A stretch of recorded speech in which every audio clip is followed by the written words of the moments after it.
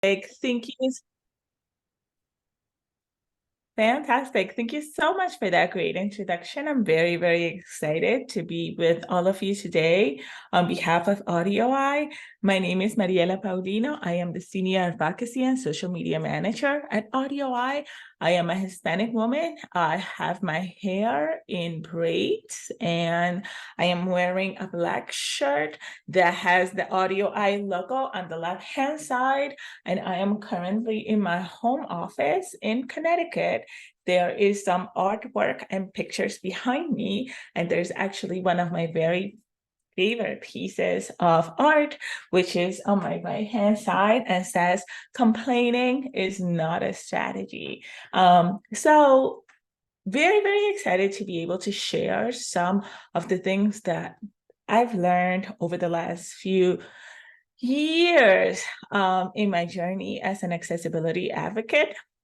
Let me go ahead and share my screen. Alrighty, I want to check in. Is everybody able to see my screen and see me? Can I get some confirmation somewhere? On the chat, sound? Yes, I can see the screen. Fabulous. Thank you so much. So let's go ahead and get started. So I've already introduced myself. I failed to mention my preferred gender pronouns are she and hers. Alrighty, so our agenda for today as we go through the accessibility journey, we are going to start with a very brief introduction. Well, not super brief, but just enough to give you enough information about who I am. And then we're going to have a pop quiz. Don't worry, it's not going to be calculus or physics. It's going to be a super simple question. After that, we're going to talk about disability, then accessibility. Then we're going to briefly go over the laws. And then finally, we are going to talk about the messaging and the core mission of what we do at AudioEye, which is automation and human experts. And then we will go over a quick demo. I think I'm having some technical issues with my Wi-Fi. Something's going on in my computer.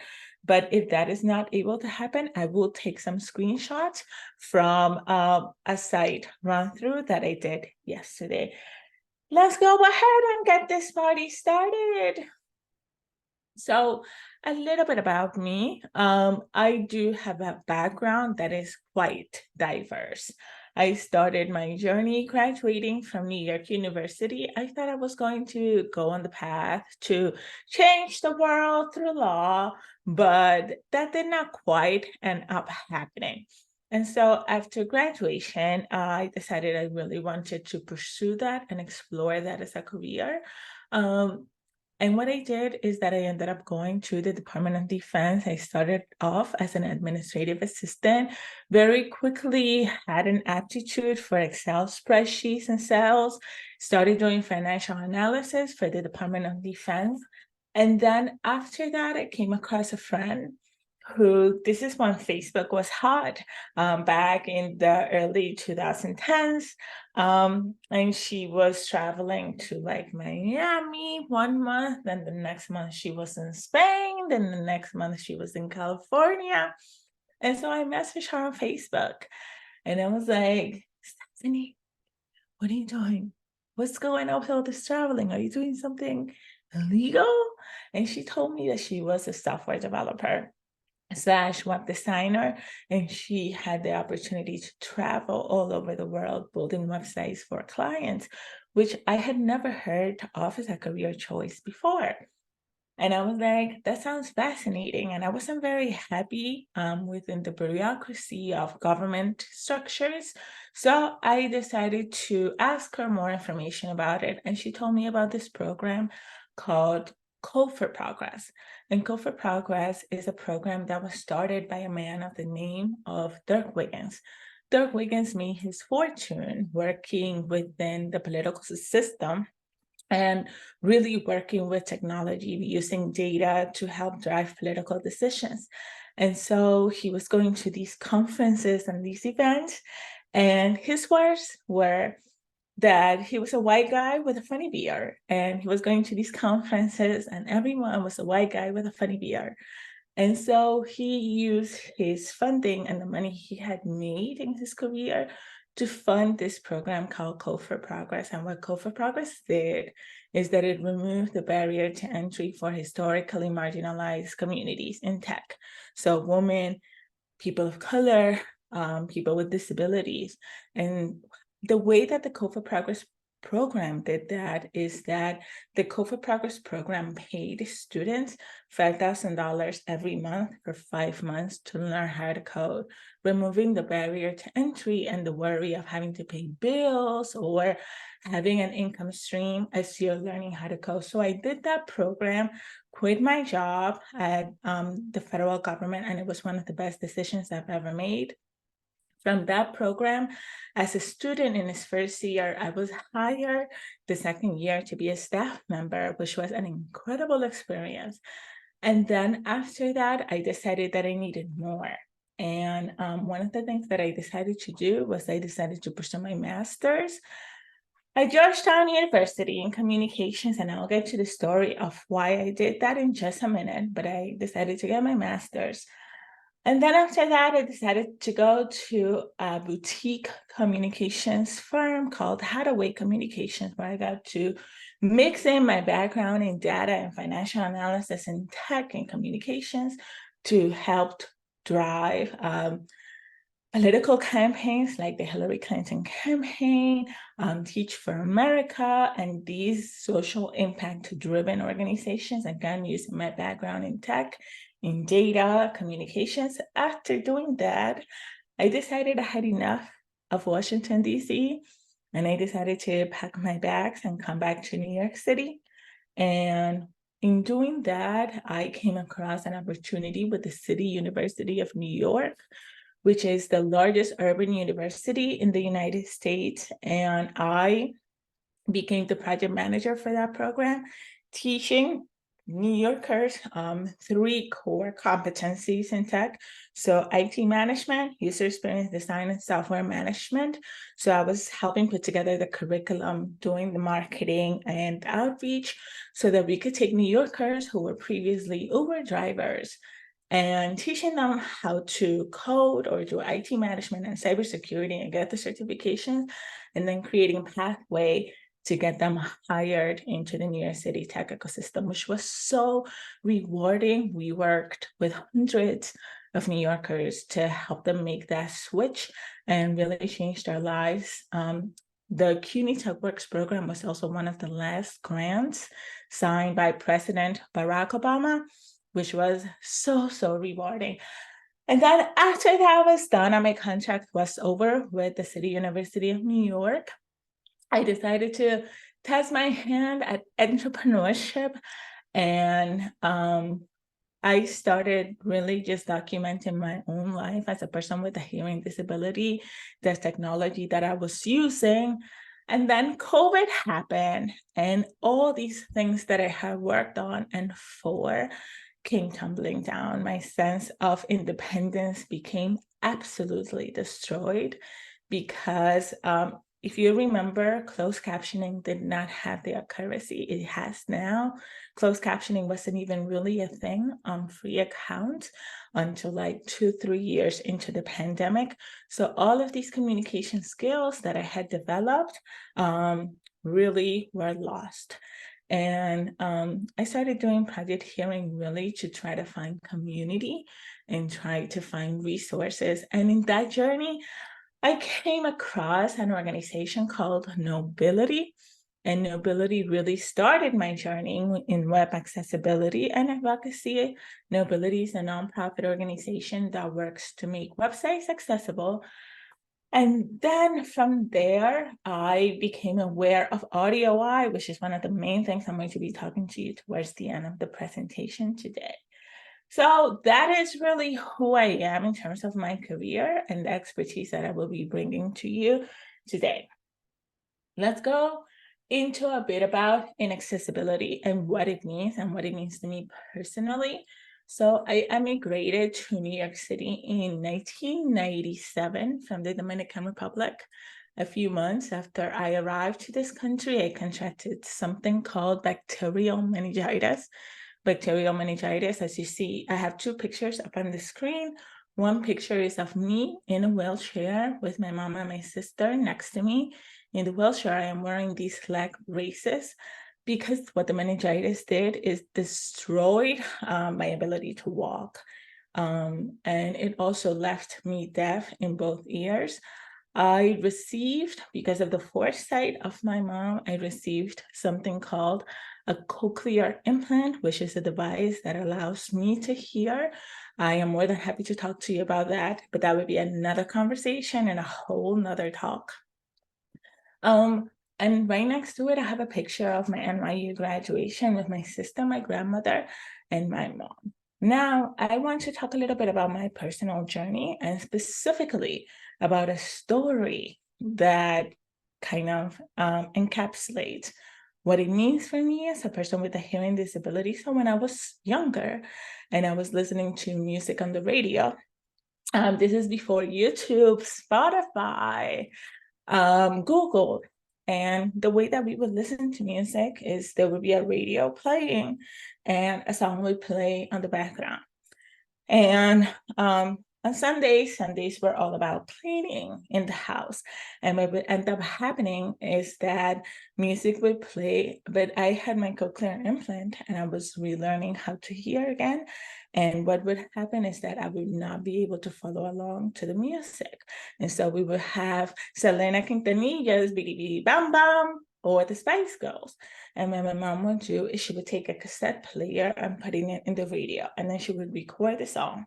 And then what would happen afterwards is she would, after the song finished playing, she would rewind, play, write the lyrics, rewind, play, write. And she and my sister did that for so many songs, which allowed me to take the lyrics that they had written. And the next time the song came on the radio, I would be able to follow along by reading the lyrics and engaging with my family. What this came to mean for me is that accessibility was mandatory in the home, which means that because I came to expect accessibility in the home, I came to expect accessibility in educational spaces, which then transitioned to expecting accessibility in the workforce. And so it is very important for us to build with accessibility in mind, because when we create these spaces that are centered on accessibility and inclusion, we are able to create spaces for people to thrive and really bring their whole selves and be successful. Alrighty. Next, I want us to talk a little bit about inaccessibility.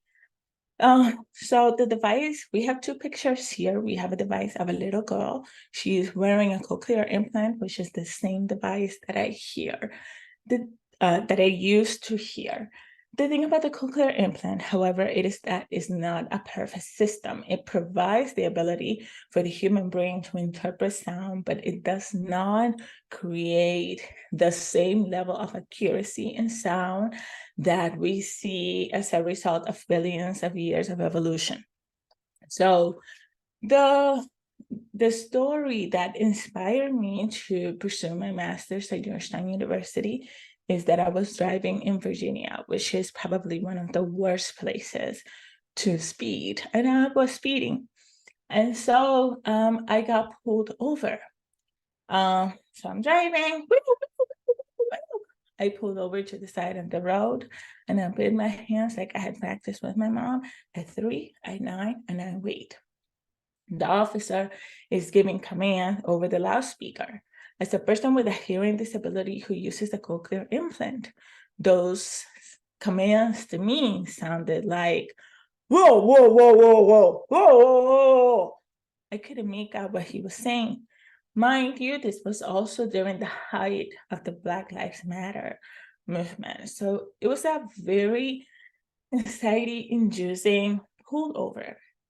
As the officer exited his vehicle, I looked in my rearview mirror and I looked at the officers leaving his car, hand on the holster as he approached my vehicle. I simply turned around. He got to my window and knocked on my glass. I turned around and I said, "Officer, I have a hearing disability. I did not understand what you were saying. It turns out that the officer was telling me to turn off my vehicle, but the fact that I did not hear him and did not comply meant that that situation could have escalated. It only de-escalated when I disclosed my hearing disability. At the end of that whole experience, with this dashing smile and just some short conversation, I apologized, and the officer let me off with a warning. Before letting me off, I asked the officer, "Officer, do you have any advice for me, anything I could do?" And he said, "You really need to figure out what you're going to do about this hearing disability thing, but that's not my problem. You need to figure it out." Not necessarily the response that I was expecting from a police officer, but it does hold some truth. And that's why I decided to pursue my master's degree at Georgetown University. My entire thesis was about how people with disabilities interact with police officers. And what I found from my research was that a police officer will scan the back of your vehicle for about 6 seconds. Are you a National Rifle Association member? Do you have guns in your car? Are you a medical professional? Is that why you're rushing? Like, they will make all of these assumptions about who you are in about 6 seconds, and a light bulb went off for me. I need to be able to communicate that I have a hearing disability very quickly, especially if I'm getting pulled over. And I had the idea of creating bumper stickers in the back of my car that say "Deaf Driver." This was the original seed that I planted that ultimately became Project Hearing, because I recognized that a lot of the problems that I was having that I thought were personal were not personal. They were social.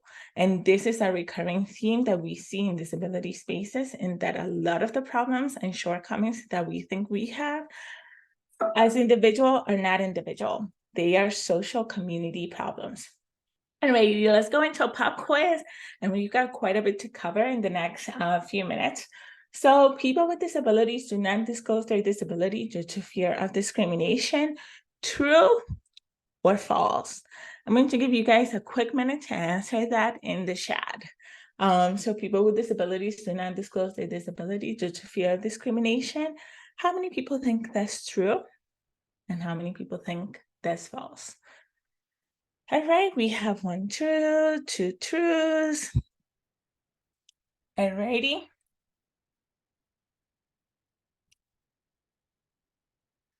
This is actually true. And study after study after study has shown that people with disabilities fear disclosing their disability due to fear of discrimination, even if they will benefit from accommodations following disclosure. This is crucial because it once again highlights the importance of being able to disclose disability, but not even the importance of disclosing, but just the importance of us building environments that are built with accessibility in mind. It's also really important for us to think about disability in new ways. 1 in 4 individuals in the United States has some form of disability. Often, when we think about disability, we think about someone with a white cane or somebody with a wheelchair.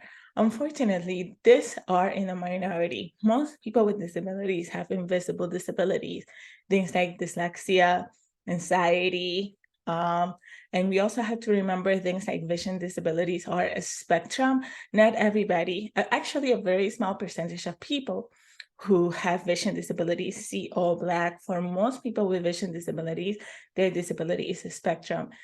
There's also this really great graphic that is from Microsoft that talks about disability as being permanent, temporary, or situational. Take, for example, hearing. Somebody who is deaf can be born deaf. That is a permanent disability. But they can also be temporarily disabled, such as having an ear infection, or those times when you have a lot of wax built up in your ear and then things don't sound as clear. That is also a form of disability that is temporary.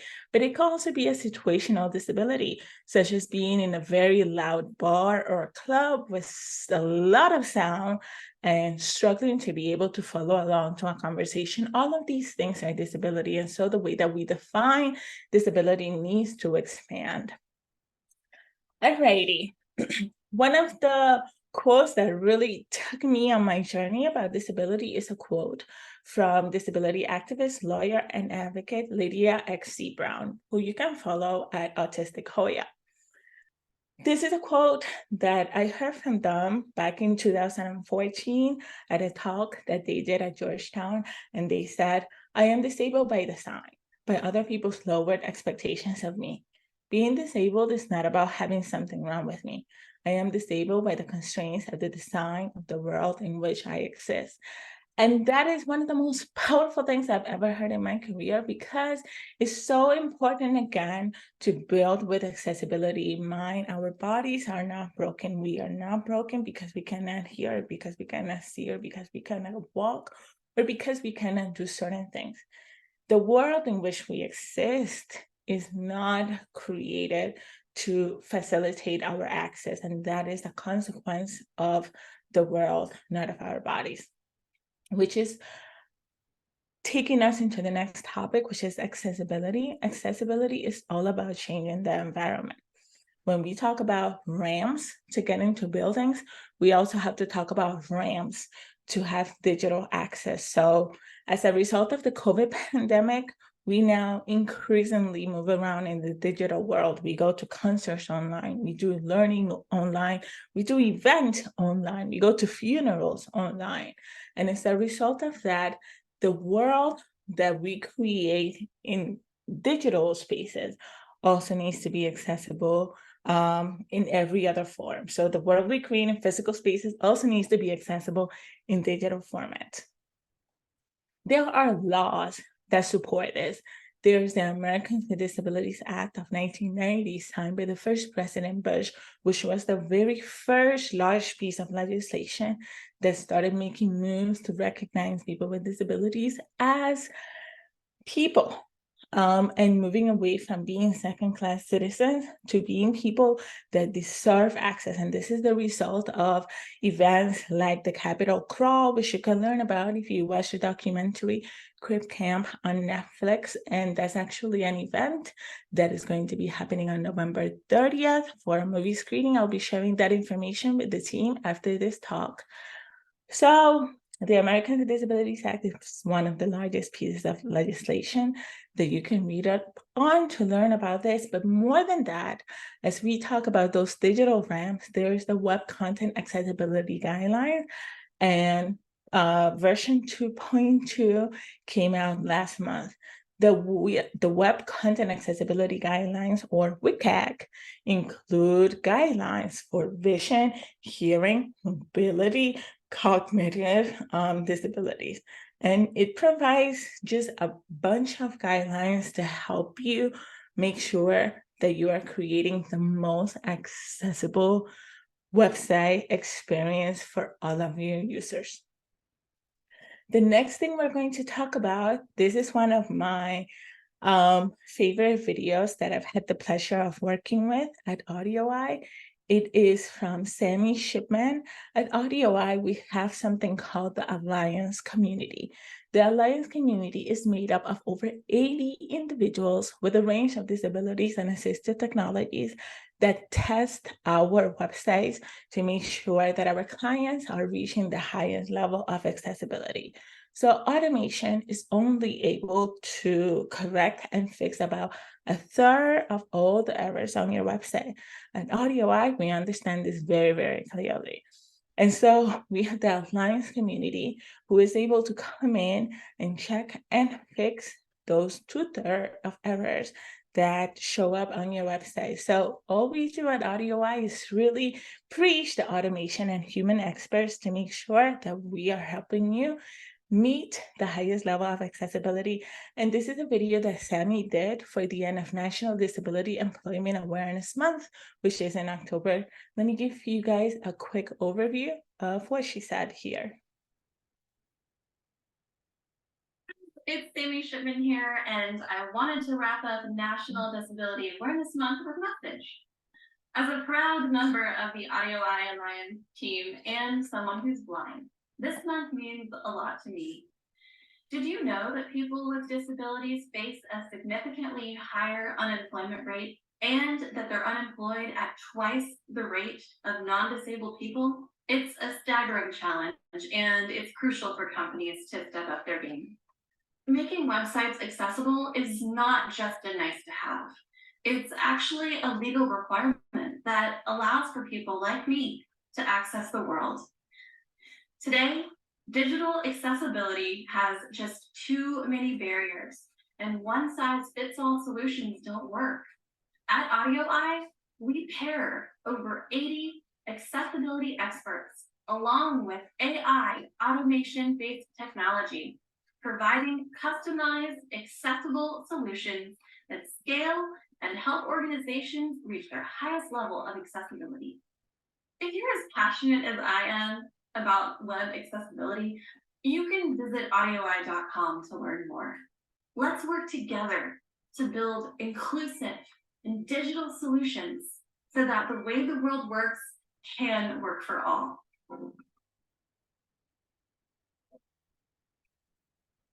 It's Sammy Shipman here. Alrighty, and that was Sammy Shipman. You can learn more about our Alliance community by visiting audioeye.com, and you can also get your website tested, which is going to be what I'm going to talk about very briefly. I'm having a little bit of issues for the demo, but luckily I took some screenshots last night. And so the way that our AudioEye dashboard works is you take your website, you are actually able to take your website right now and get a free trial of the software. Remember, at AudioEye, we start with automation to fix those easy problems that are on your website. So you're able to see those easy problems that you can fix immediately, things like alt text. So alt text is just really an alternative description. So if you have an image on a website, for example, your image needs to be described. Is it a pair of orange shoes or purple shoes or white shoes? Is it a picture of a person smiling, or is it a picture of a landscape? So these are really simple things that you should be fixing on your website that you can take on our website and get an immediate score using the AudioEye widget. This can give you a score from 0, which is, oh my goodness, your website is bad, to 100, you have things like alt text. And then from there, you are able to see different things on the dashboard, such as, let me just pull this up here. So the issues by the severity of on your website. So for example, we're able to call out things on your website that really prevent people with disabilities from accessing your website. So every website has some sort of call to action. Do you want people to shop on your website? Do you want people to register for an event? Getting from point A to point B is really the journey that we explore. And so we explore the severity using automation to get us started. And then after that, one of the things that we love about, that I particularly love about the technology we do at AudioEye, is that it's not just one problem per website, but you are able to fix one problem on one website, and the technology is able to fix that problem in the next website and the next website and the next website, allowing for accessibility at scale. So these are all things that you can learn about by getting the quick demo. And then in addition to that, you get a full list of every error with their severity, with their type, whether it has been resolved by the widget or whether it will require additional testing. You get a count of how many errors there are on your website and how many times it happens within your website. So that would be a quick demo. I wish I wasn't having some technical issues, but such is life. Technology smells fear. And with that said, that is the whole presentation around accessibility and inclusion and my work at AudioEye. I am open for some questions. Alrighty, and I'm going to go ahead and stop sharing. And if you have any questions, I will be looking at I will be looking at the Q&A or the chat, and I am here to answer any and all questions.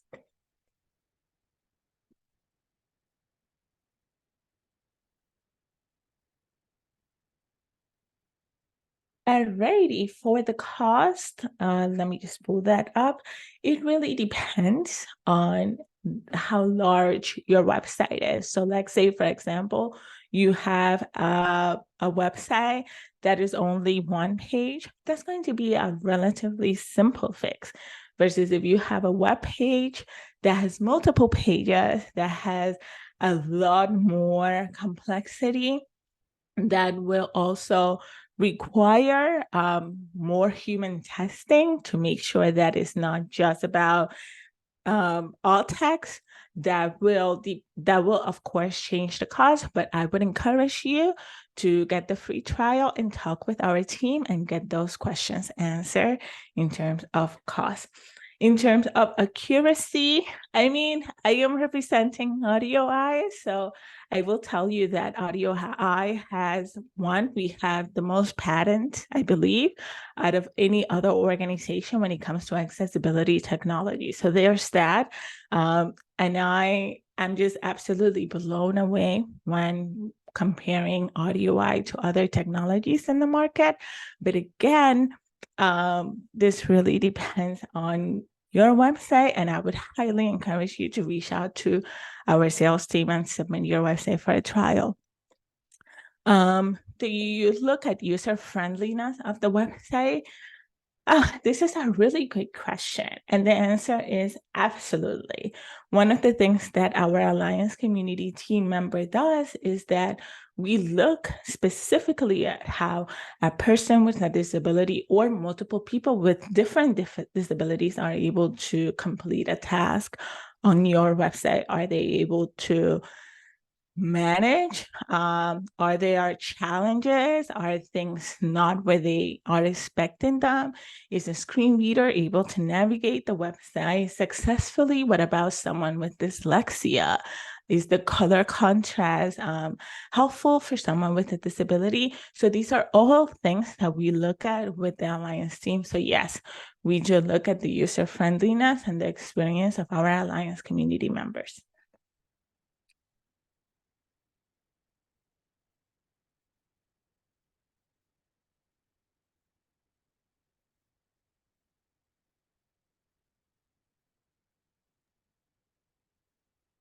That was wonderful. Thank you. Are there any other questions? Feel free to turn on your mics also if you have a question.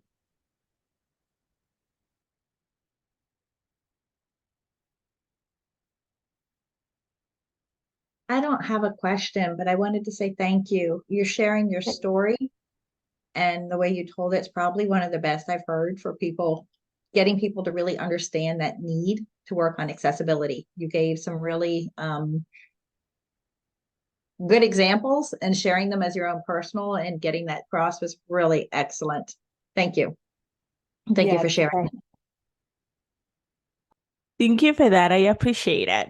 I'm happy you enjoyed the presentation, and I think it's so important to talk about accessibility, not just as a technical solution, but also about something that is really personal to people. This is not just a thing that happens to people over there. This is real life for so many of us. And one of the things that I often tell people is that if we get the privilege of getting older, we are technically creating a world for our future selves. You do it in a way, though, that's very positive, but also showing that need that's hard, I would think would be very hard to ignore or pass off. Then I said, I think it's one of the best I've heard. Thank you. I said, I really appreciate that.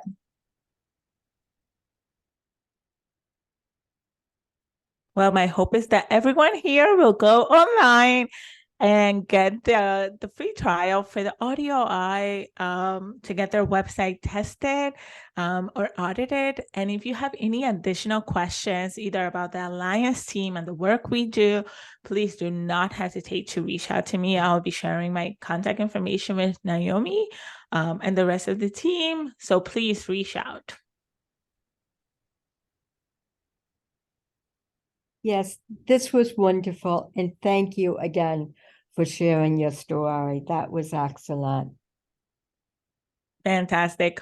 I've got to go run into another meeting, but thank you so much for having me. Thank you. Bye, everybody. Have an amazing rest of your day.